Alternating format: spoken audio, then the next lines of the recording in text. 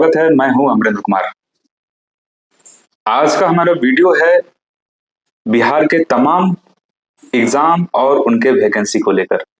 ये वीडियो उन सारे छात्रों के लिए है जो बिहार में सिर्फ सरकारों के आश्वासन पे, शिक्षा मंत्री के आश्वासन पे पिछले, अगर लाइब्रेरी की बात करें तो 18 सालों से, बीपीएससी टीचर की बात करें तो करीब ये भी 2 सालों से, और प्रोफेसर की बहाली करें तो ये भी लंबी इसकी सूची है। और आप देखेंगे कि हाल के इन 3 वैकेंसी के अलावा भी और भी कई वैकेंसियां हैं जिसके बारे में मैं आगे चर्चा करूंगा। लेकिन आज जो हमारा पहला विषय है और स्टार्टिंग पे मैं इन 3 विषयों पर करना चाहता हूँ। लाइब्रेरी को देख लीजिए। लाइब्रेरी वाले में क्या हुआ, पिछले साल हुआ कि नियमावली बन चुकी है, 6,500 जो है लाइब्रेरियन के पद सृजित किए गए हैं और इसकी बहाली होनी है। कई कोचिंगों ने इसे स्टार्ट किया, लॉन्च हुआ, और कोचिंगों के लिए तो ऐसी अखबार में छपने वाली जो न्यूज है वो समझिए सोने पे सुहागा है। इसके अलावा आप इस चीज को भी देख लें कि जो भी बीएड कॉलेज थे उन्होंने भी लाइब्रेरी का कोर्स स्टार्ट कर दिया। पिछले अप्रैल और अभी तक में करीब 1 साल हो गए, और पीछे 18 साल का आप ले ले इतिहास, स्थिति जस की तस है। सिर्फ अखबारों में विज्ञापन आते हैं, नोटिफिकेशन कभी नहीं आना है।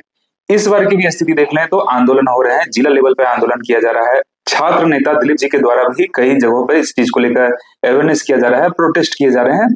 पटना के गांधी मैदान में भी प्रोटेस्ट होते हैं, और जितने भी लाइब्रेरियन का कोर्स किए हैं सारे छात्र इस चीज को लेकर जागरूक हैं और अपनी बात रख रहे हैं। लेकिन क्या मिल रहा है? सिर्फ आश्वासन। तो ये एक प्रमुख मुद्दा है जिसको लेकर हमें एकजुट होना है, और इस पे आगे कई न्यूज आपको मिलेंगी जो अभी तक किसी भी चैनल पे आपको लाइब्रेरी के बारे में सटीक जानकारी नहीं मिल पाई। वो सारी चीजें जो है आपको खबर दी जाएंगी। दूसरा है हमारा टॉपिक बीपीएससी टीचर को लेकर, यानी TRE4 की वैकेंसी। बीपीएससी ने जारी किया कि सितंबर में इसके एग्जाम होने हैं, कैलेंडर में भी दे दिए गए, लेकिन बार बार इसके संशोधन होने और बार बार जो चीजें चल रही है, शिक्षा मंत्री का जो बयान आ रहा है वो तो सिर्फ झूठा बयान आते रहता है। और यही आपने अखबारों में भी देखा है, कहाँ पहले चुनाव से पहले दावे किए जा रहे थे कि 1.25 लाख वैकेंसी आनी है, आ गए 46,000 पे। बहुत सारे ऐसे भी सब्जेक्ट हैं जिसमें सीट न के बराबर है और भी इसमें फेरबदल होनी है। अभी जस्ट हाल में प्रोटेस्ट किया गया है जिसमें कहा गया था कि 30 मार्च को बैठक होगी बीपीएससी की और शिक्षा विभाग की, उसके बाद जो है इस पर निर्णय लिया जाएगा। मार्च बीत गए, अप्रैल में आ गए, नोटिफिकेशन का पता नहीं है। इसको लेकर छात्र एकजुट हो रहे हैं और इस एकजुटता को और आगे बढ़ाना है, इसके लिए आपके साथ की जरूरत है।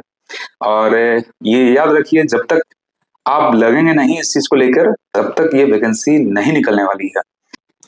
वही प्रोफेसर की वैकेंसी की बात की जाए तो पिछले कई वर्षों से प्रोफेसर की वैकेंसी को लेकर अखबारों में जो है ये कटिंग दिखाया जाता है, अखबारों में ये दिखाया जाता है कि वैकेंसी आ रही है, ड्राफ्ट तैयार हो रहा है, और बार बार ड्राफ्ट में इस तरह के उलटफेर किए जाते हैं कि बगावत हो और इसे सुधार की मांग हो, विवाद हो और ये फिर सुधार के लिए जाए।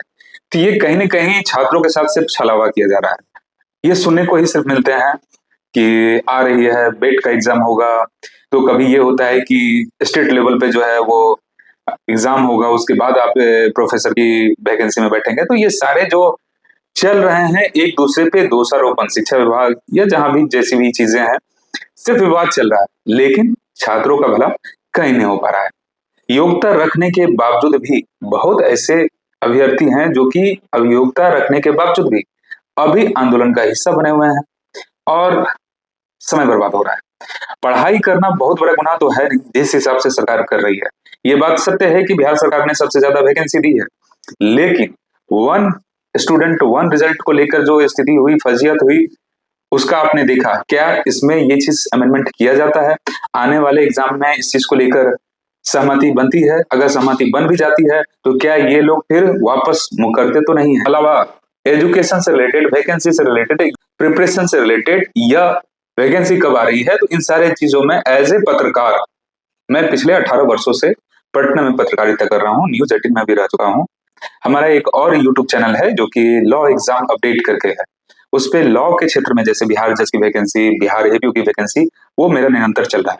उस सफलता के बाद हमने यह निर्णय लिया कि बाकी भी जो एग्जाम है उसमें भी छात्रों को कंप्लीट जानकारी दीजिए, आधिकारिक रूप से किस स्टेज पे कौन सी वैकेंसियां हैं और इसके लिए क्या करने की जरूरत है।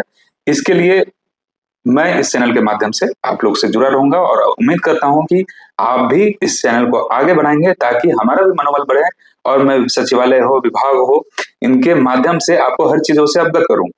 तो आज के लिए बस इतना ही। अगले वीडियो से मैं अलग अलग टॉपिक पे आपके मुद्दे उठाऊंगा।